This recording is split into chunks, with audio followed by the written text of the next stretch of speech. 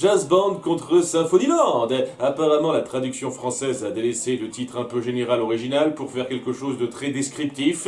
Parce que voilà, on va suivre Jazzland et Symphonyland, qui seront un petit peu en concurrence plus ou moins. On essaye un peu de dépeindre les deux royaumes comme étant opposés, l'un qui est plus sur la douceur et l'autre qui est plus sur le rythme.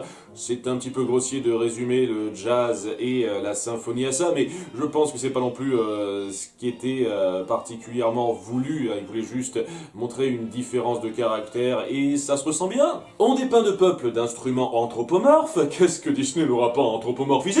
Et au centre de ça, on va suivre une romance à la Roméo et Juliette, entre une guitare et un saxo dans un camp comme l'autre, et c'est plutôt bien fait.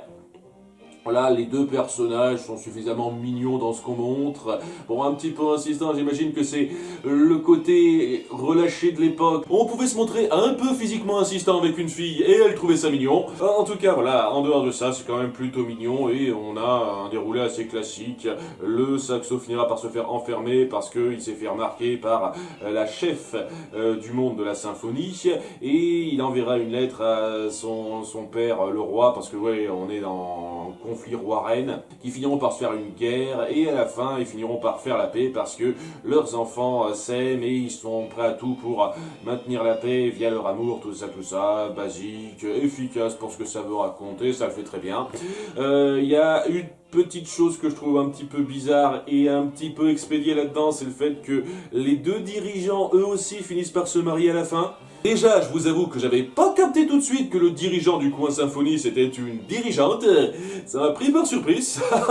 Et sinon, ouais, c'est très classique comme histoire, mais ce qui cimente bien ce cartoon et ce qui en fait un visionnage qui mérite d'être fait, c'est toute la créativité autour de l'univers qu'on a fait. C'est-à-dire qu'on a un monde d'instruments et on fait en sorte que tout le visuel colle à ça, et ça crée beaucoup de diversité dans le dessin. Notamment, il y a un moment que j'ai trouvé super bon, lorsque le saxo va envoyer une lettre à son père, et ben plutôt que d'écrire sur du papier simple, il écrit une symphonie.